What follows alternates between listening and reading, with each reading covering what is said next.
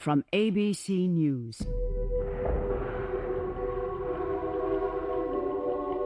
A television event. 100 years in the making.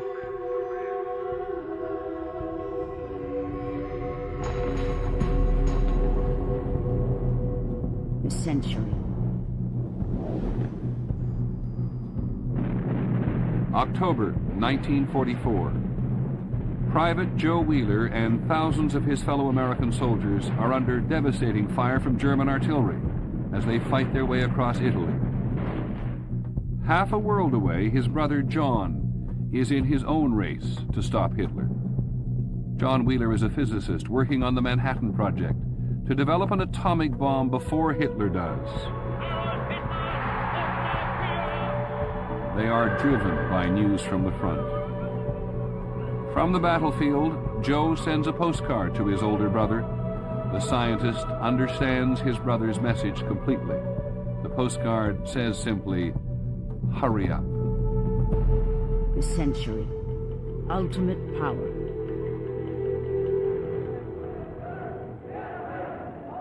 The streets of Berlin, 1938. The dark forces of human nature have already gathered here. They appear unmistakably in the face of Hitler, now wielding absolute power in Germany.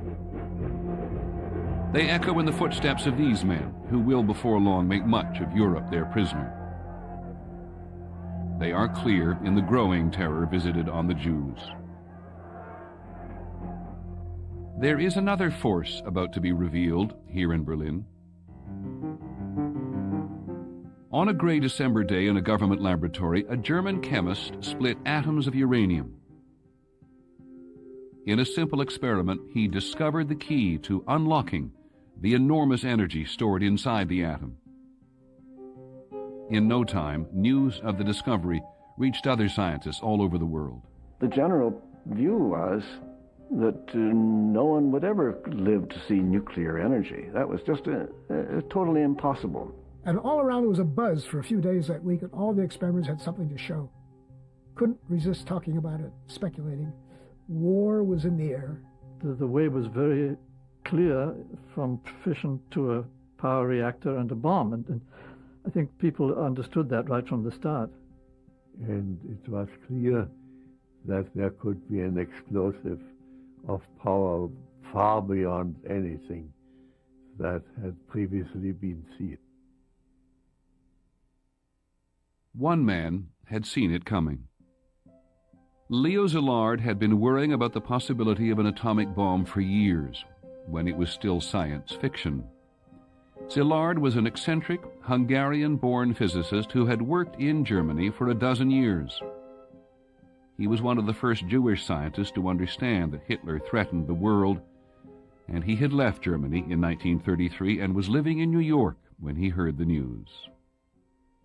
Szilard, alone among his colleagues, was deathly frightened of the news that the uranium atom would split, because he had left Germany as a refugee where he knew the best physics had been going on. Szilard in particular realized immediately that the fact that nuclear fission had been discovered meant that Nazi Germany might well already be at work on an atomic bomb.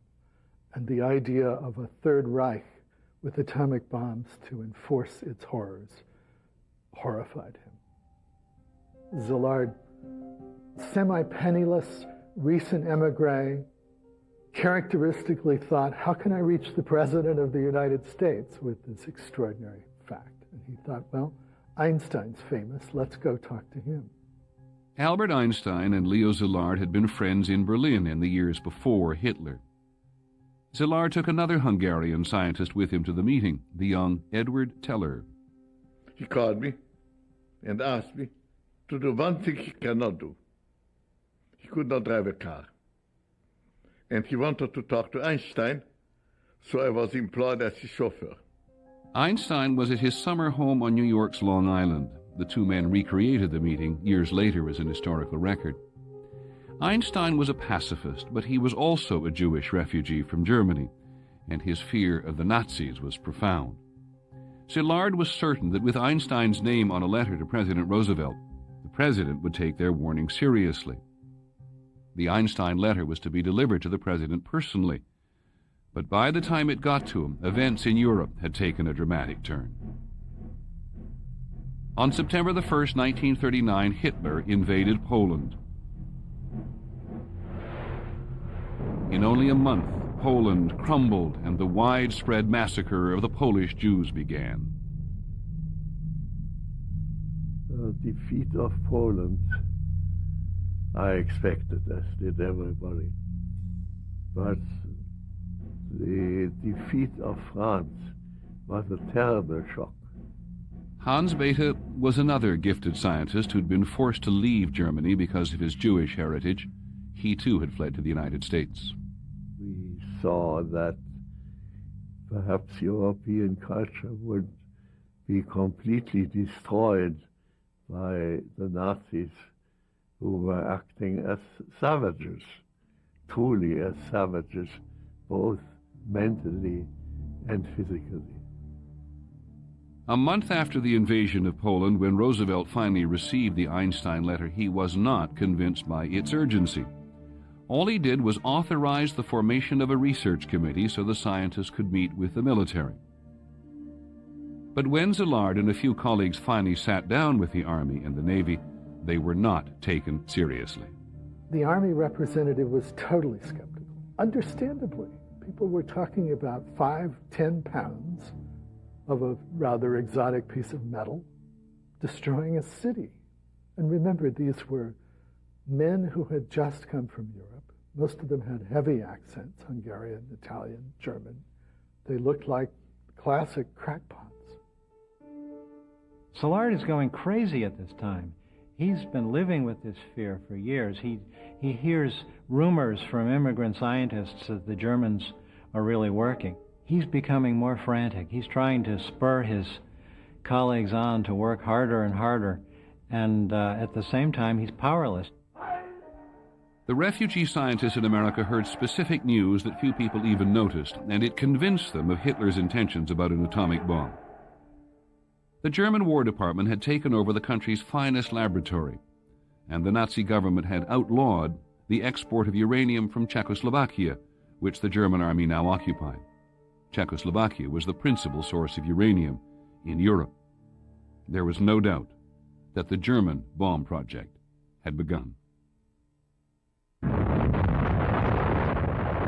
December 7th, 1941, the Japanese attack on Pearl Harbor. When America went to war, it committed itself completely to the war effort. The war gave a new sense of urgency to the top-secret atomic bomb program. Leo Szilard finally got what he wanted. Then my wife and I were just about to sign up for the Army Air Corps, and this professor, his name was Joyce Stern, says, "Don't do that. Wait a couple of weeks. I think there's something that'll be more important and be better for you and better for the country." So we waited, and next thing I knew, I was on my way to Chicago. At the University of Chicago, Agnew joined Leo Szilard and a small group of scientists led by the Italian Nobel Prize winner Enrico Fermi. They worked tirelessly to prove that the atomic bomb could be built, and they were convinced the Germans were still years ahead. We were always worried as to what the Germans were doing. You must keep in mind that the center for all this activity pre-war was in Germany. Fermi had studied in Germany, Bethe was in Germany, Szilard was there. The Center for Nuclear Physics Study was in Germany. And so we always worried about what the Germans were up to. It was a troubling time for Szilard. Even while pushing the scientists to produce a bomb before the Germans, he worried what impact this weapon might have on the future of the world. On the morning of December the 2nd, 1942, 1 year after Pearl Harbor, the scientists were on the brink of a breakthrough. In a squash court under the abandoned football stadium at the University of Chicago, Szilard and Fermi had designed and built the world's first nuclear reactor. The Germans had discovered that by firing a neutron into a uranium atom, the atom would split, releasing a burst of energy. But the splitting atom would also release something else, more neutrons, which would split other nearby atoms. Fermi and Szilard believed that with the uranium properly arranged in a reactor, they could create a chain reaction that would expand to split billions of atoms and release vast amounts of energy. If they succeeded, they would prove the basic principle for a bomb. But it was a dangerous experiment. The scientists had packed the uranium in blocks of graphite which would slow down the process and keep the reaction under control. But if this experimental reaction went too fast, it might explode like a bomb. On the cold, dimly lit squash court, the scientists watched as the experiment began.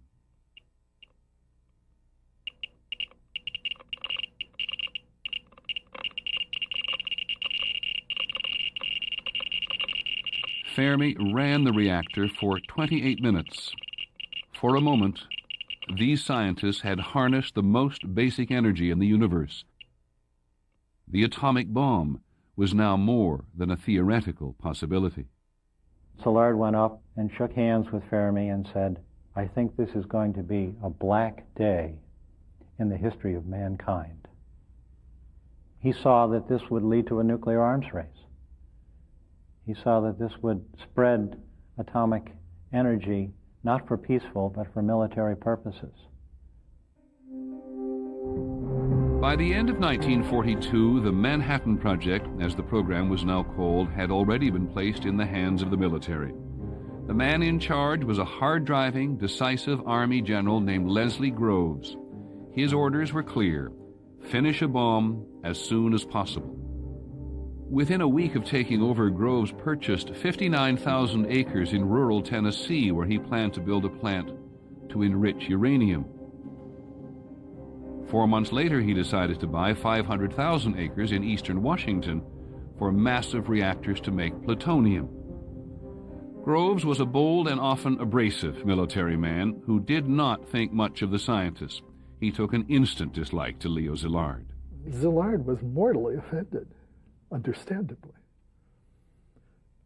He was partly offended because he realized that there were moral issues involved in this, which I think Groves wasn't interested in at all. This was a weapon. You built the weapon, then properly constituted officials decided what to do with the weapon.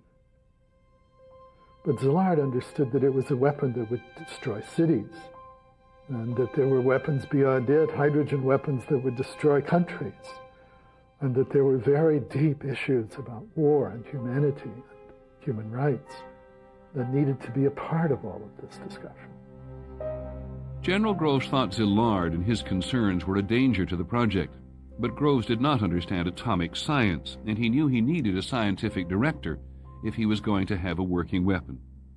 He turned to J. Robert Oppenheimer, who was teaching theoretical physics at the University of California. It was a very unlikely choice in the eyes of most of his colleagues. He had never been an administrator. He was a teacher. He seemed rather ethereal and poetic and literary from the point of view of physicists who tend to be some pretty practical kind of engineering-like guys. But General Groves went out to see him, and Groves was dazzled. Oppenheimer came from a wealthy New York family. He'd been educated at Harvard and had a passion for metaphysical poetry and Eastern philosophy. Military intelligence objected to Oppenheimer's ties to the Communist Party. The FBI had actually placed him on a list of Americans to be arrested in case of national emergency. But General Groves saw only a brilliant scientist who believed deeply in the importance of building a bomb which would end the war. Unlike Szilard, Robert Oppenheimer believed that the bomb would be a benefit to mankind because it would make future wars impossible. Over the objections of military intelligence, Groves got his man.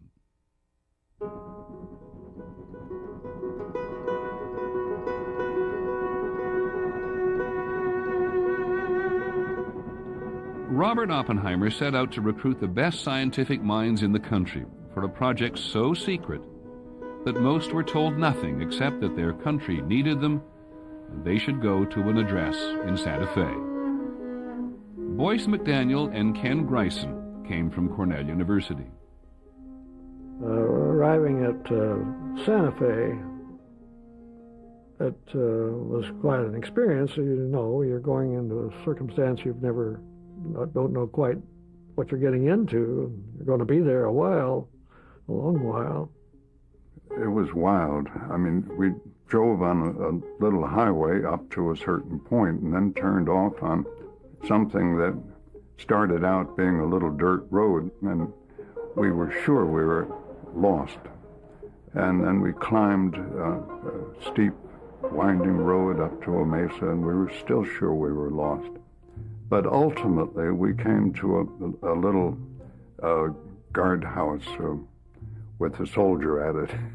We knew we were in the right area. They had arrived at Los Alamos. 26-year-old Martin Deutsch had fled Austria and was working at MIT. It had sort of a Shangri-La unreality to it. The whole atmosphere, of course, had something unreal about it. You got there and you saw all the great names in the field. It was a very exciting thing. Los Alamos was a paradise for scientists. You met the scientists about whom you only read in books, Joseph Rotblat was a physicist who'd been in England when the Germans invaded his native Poland, and Phil Morrison had been working on the Manhattan Project at the University of Chicago. It was a tiny community of old friends or old acquaintances of people with a great common interest. So it was an amazing experience. Conspicuously absent at Los Alamos was Leo Szilard. His conflicts with General Groves kept him in Chicago. But soon there were hundreds of scientists working in New Mexico. I did not know with any certainty that the project was a bomb project. Not that I was opposed to it. Of course one had to do it if it was possible, because I'm sure the enemy had no hesitation doing it. I had not the slightest hesitation about that. But I felt, like many of my colleagues, almost to the end, that what we really hoped we would find was that it couldn't be done. The main reason for pursuing the work was to make sure it couldn't be done. If it couldn't be done, then nobody could have it. Everyone seemed to understand that time was precious. Oppenheimer organized the scientists into divisions: experimental physics, theoretical physics, chemistry, metallurgy, and ordnance. Hans Bethe was given the key job of running the theoretical division. The Manhattan Project now had hundreds of the country's brightest minds. At Los Alamos alone, there were 4 Nobel Prize winners and 10 others who would go on to win the prize in later years. The hard work was driven by the news from overseas.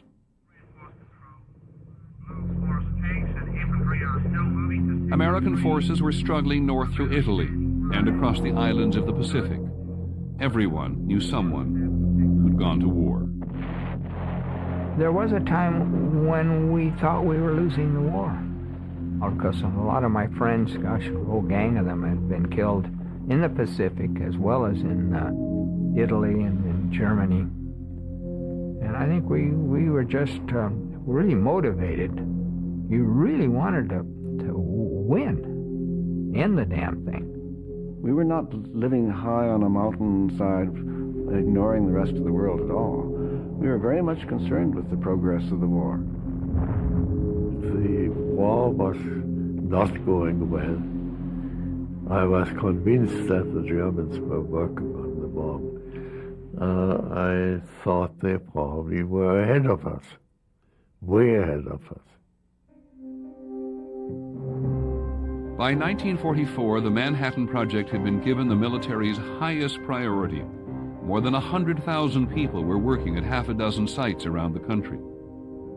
6,000 men and women were working at Los Alamos. When Los Alamos was set up, it was supposed to be a total of 30 scientists. And it was supposed to be much easier than it actually turned out to be. We worked 6 days a week, and people enjoyed it. I just thought everything was great. I would say it was, to me, those years, it would be 43 through 45 were the most exciting years in my life. The atmosphere, the intellectual level, It was just fantastic.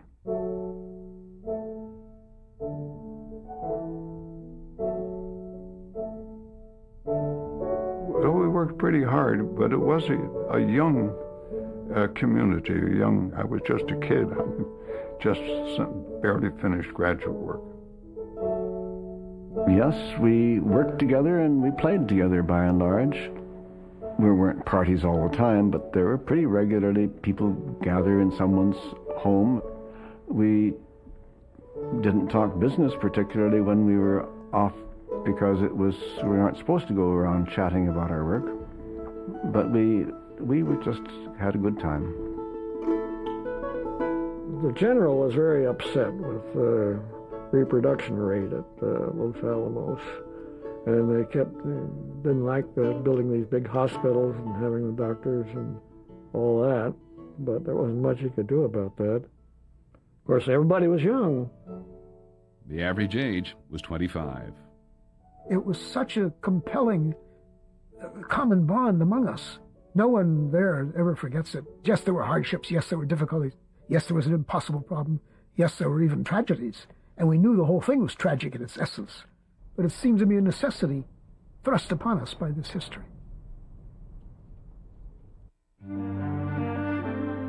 The Allied landing at Normandy, June the 6th, 1944. I remember very vividly the invasion of Normandy and thinking that, boy, I sure hope the Germans don't have the bomb, because we had 1 million men in a square mile or two there. I know that there was always the talk, well, that they might, how fast are we going, and how presumably they could do it just as fast as we could do it, if not faster. A German atomic bomb might have put a stop to the Allied invasion of Europe, but the Allied forces pushed on across France and into Germany. General Groves was determined to find out what the Germans were doing and to keep any bomb information or material away from America's Russian allies, who were advancing from the east. The general created a special unit to scour the countryside for evidence of the German bomb program. In one place, they caught German scientists trying to escape. In another, the team confiscated German uranium, which they shipped home immediately so that it could be used at Los Alamos. The search team's scientific director, Samuel Goodschmidt, was a Dutch physicist who'd been living in the United States. He did not find much evidence of a bomb, but he did discover the fate of his parents. They had died in one of the concentration camps, now being liberated by Allied troops. It was a grim reminder of the evil which the Allies were racing against. In April, with the Allies closing in on Berlin, President Roosevelt died from a massive cerebral hemorrhage, and a virtually unknown politician became the 33rd President of the United States. When Harry Truman took the oath of office on April the 12th, 1945, he'd been vice president for only 82 days. He had met with President Roosevelt only twice, and he had never heard of the atomic bomb. Within weeks, Germany was on the verge of defeat. April the 30th, 1945, with the Allies closing in on his underground bunker, Adolf Hitler took his own life, his dream of a German Reich in ruins around him. The Allies discovered that Hitler had denied his atomic scientists the resources they needed to build the weapon. He'd never understood the potential of the atomic bomb. On the 8th of May, 1945, Germany officially surrendered. At Los Alamos, a few scientists began to reconsider what they were doing, now that the threat of a German bomb no longer existed. The whole purpose of my being on the project, namely to prevent Hitler from having his bomb, seemed to be misplaced. So I immediately said, okay, in this case, I am resigning from the project, because the whole purpose of my being there is no longer. If the Germans are not making the bomb, therefore, there's no reason why we should make the bomb. It is true that it's also hard to understand why the enthusiasm for continuing the work continued at Los Alamos, even after the Germans clearly were out of the war. But, of course, that was true for the whole country. It wasn't just us. The war had become an indissoluble war. There were two fronts. We had to win them both. Virtually all of the scientists at Los Alamos stayed with the project. We knew the Japanese war was a very bitter war, and the project had momentum of its own, so it automatically went on. So somewhere around there, it became not a weapon to end a war or a weapon to beat someone else to the weapon, but a new weapon. In Chicago, Leo Szilard was still concerned with the long-term consequences of the bomb. He had been dedicated to beating the Germans, but with Germany defeated, Szilard feared that American use of the bomb in Japan would only force the Soviet Union to build a bomb as well. But Szilard always was about 5 years ahead of everybody else, of course, and I mean, he saw that this would be a catastrophe if it went on. I mean, he clearly saw the United States and the Soviet Union accumulating these bombs in huge quantities, and he wanted to get in there first and stop it. Leo Szilard had once warned President Roosevelt about the need to build a bomb. Now he felt the need to warn President Truman that it must stop. In May of 1945, Szilard managed to arrange a meeting with the president, but when he got to the White House, he was sent instead to Spartanburg, South Carolina, to see Truman's chief advisor, former Senator James Burns. Burns was about to become Truman's Secretary of State. He'd never heard of Leo Szilard. Szilard was trying to warn Burns about a post-war nuclear arms race with Russia.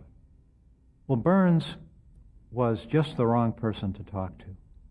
Burns considered himself knowledgeable in atomic energy. He thought that the bomb would make the Russians more manageable in Europe after the war, and so the one person who wanted to control the bomb and the one person who wanted to use it found themselves in the same living room, talking at odds.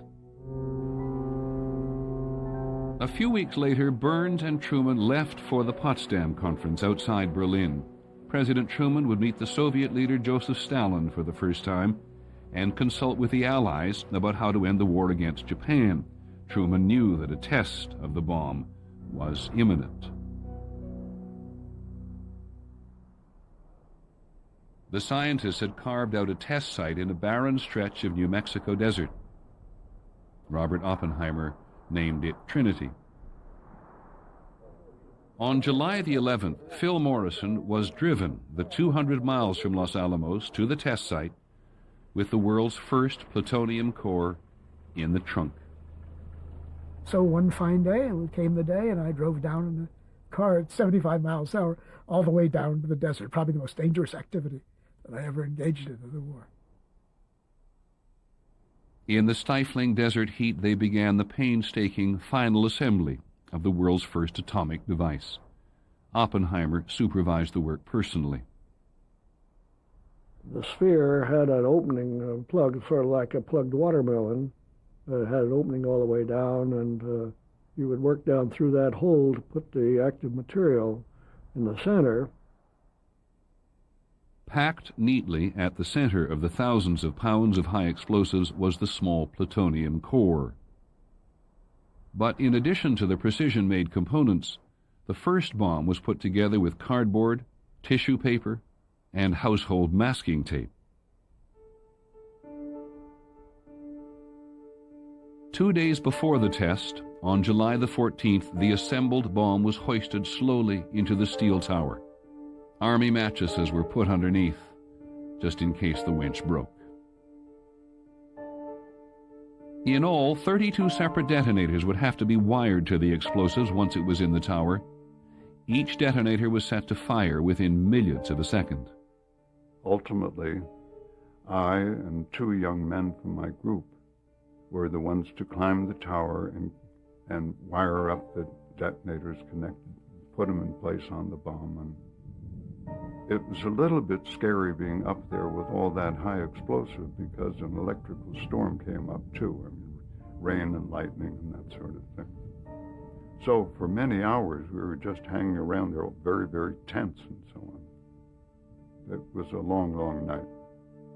The senior staff placed bets on how powerful the bomb would be. Edward Teller put in his dollar and guessed it would be equivalent to 45,000 tons of TNT. Hans Bethe guessed 8,000 tons. Enrico Fermi was taking side bets on the possibility that the bomb would incinerate the state of New Mexico or even ignite the atmosphere and destroy the world. General Groves was not amused.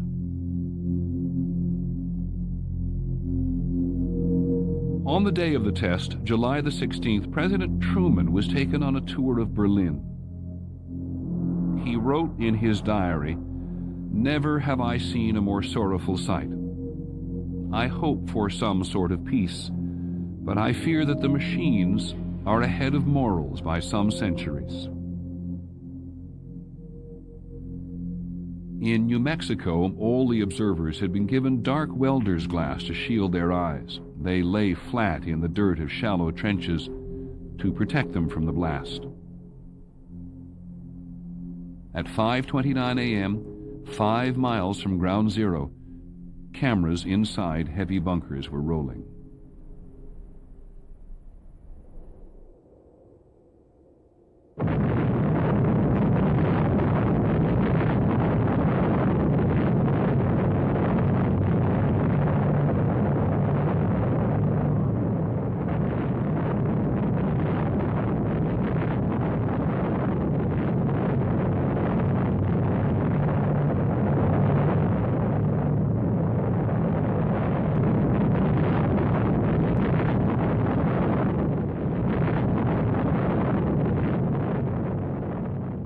Deutsch. I was very, very shaken. If someone says, "Oh, say, my God, that's what we've been doing," and then it was such a beautiful thing. That was the other thing. It was really beautiful, and that was another thing that left me very puzzled. Hans Bethe. First, I thought, we have done our job. And second, I thought, what a terrible thing have we created. This really can destroy the world. Robert Oppenheimer. We knew the world would not be the same. Few people laughed. Few people cried. Most people were silent. I remembered the line from the Hindu scripture, the Bhagavad Gita. Now I am become death, the destroyer of worlds. I suppose we all thought that one way or another. The last year of the Pacific War was the killing year. The fighting dragged on for week after week at enormous cost in human life. The Japanese were unwilling to surrender despite their staggering losses. President Truman's military commanders had begun to discuss an invasion of the Japanese home islands, a chilling prospect for the tens of thousands of American soldiers being assembled in the Pacific. And it very much looked as if the closer we got to the Japanese home islands, the harder they would fight, even though they should have surrendered. So we were faced with the terrible dilemma that every punishing thing we could think of to do to convince them that the war was over and they had lost didn't seem to work.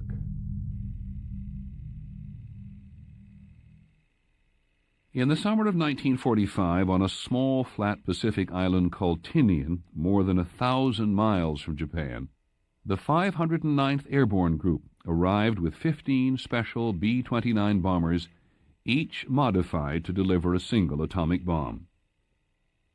With them came a small group of scientists from Los Alamos, now dressed in uniform. They had arrived on Tinian as the U.S. was conducting the deadliest bombing campaign of the war.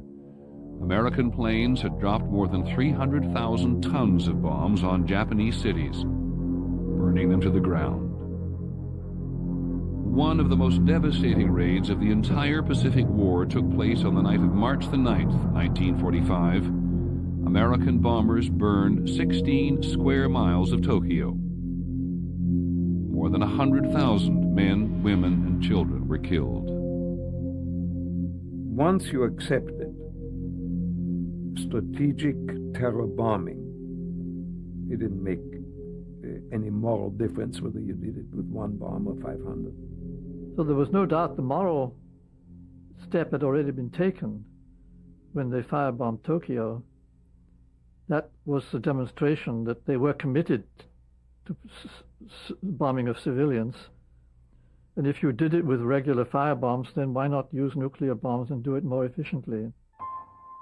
By July, nearly the only cities left unbombed in Japan were the 4 which General Groves had taken off the Air Force target list: Kokura, Niigata, Nagasaki, and Hiroshima. General Groves wanted virgin targets so as to measure the true destructive power of the bomb.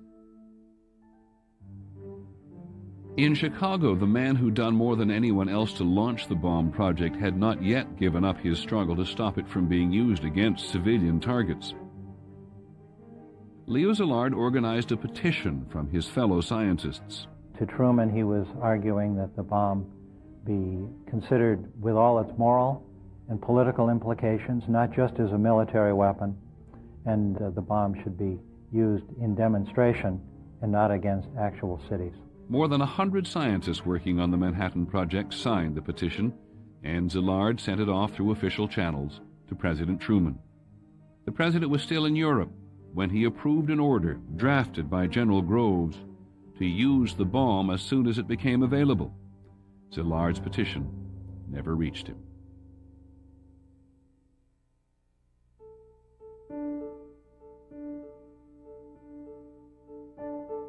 The first bomb was called Little Boy. Early evening, we were just called and said, we're going to go tomorrow. And we went in for a briefing and just sat there, sort of wide-eyed, listening to the operations officer saying what we were going to do. I remember one thing he said, if you have problems, we have submarines here, here, and here to pick you up. Harold Agnew, then 24, and 2 other scientists flew in an escort bomber on the Hiroshima mission. The bomb was on board the Enola Gay, flown by Colonel Paul Tibbets. On August the 6th at 2:45 in the morning, 3 B-29s took off from Tinian and headed for Hiroshima. It was only 3 weeks since the first atomic bomb had been tested in New Mexico.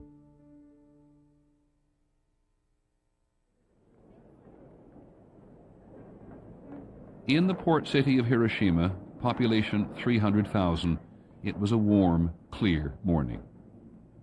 A few people noticed the 3 silver planes that appeared overhead at 8:15 in the morning, but no one took cover.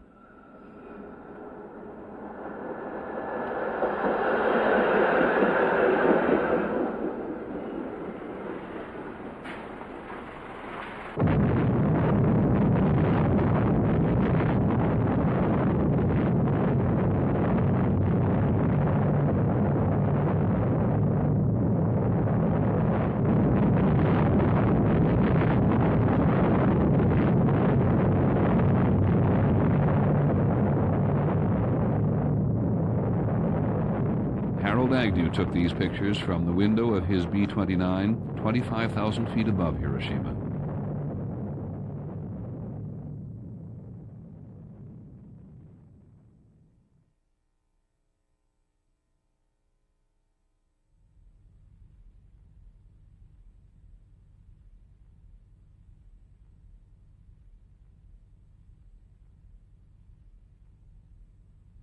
I was at Los Alamos when the news came of Hiroshima.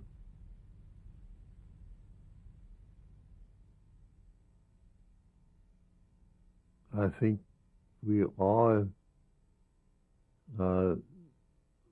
were happy because we thought this would end the war. Then a few days later, we got the photographs. It was so much worse than I had expected. We had calculated how far buildings would be destroyed, but it was so much worse to actually see it. Of course, there was a lot of enthusiasm, a lot of feeling that, we've succeeded, we're making a real impact. Efforts are not for naught. But there are a lot of misgivings, of course, at that time when you find out what you've really done. I had no particular reaction. It did what it had been, what it was supposed to do, and I hoped the Japanese would give up immediately. One was enough. I was not happy with Nagasaki. I thought that was unnecessary.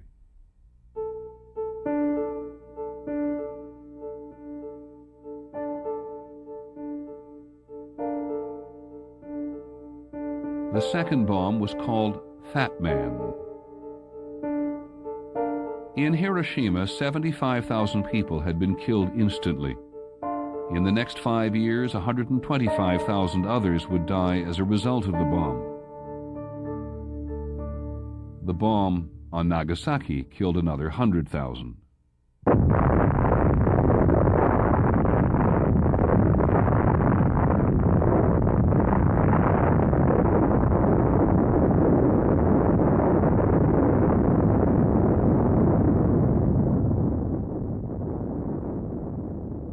Five days later, the Japanese surrendered.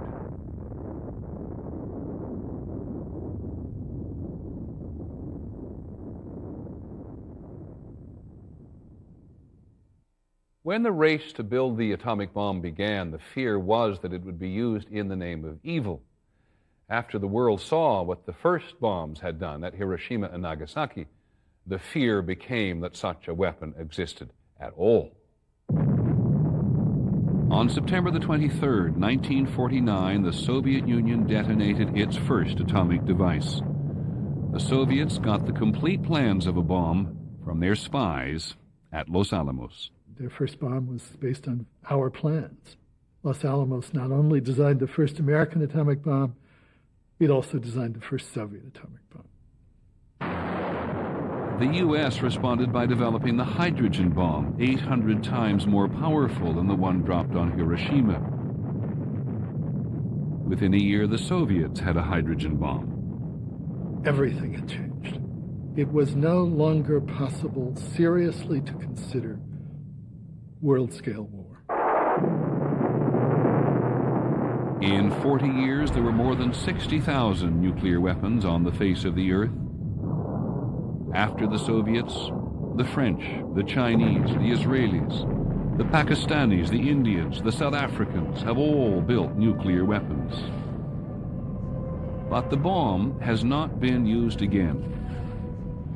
So far, man has had to recognize that there are limits to his impulses. If there is an all-out nuclear war, it's the end of civilization.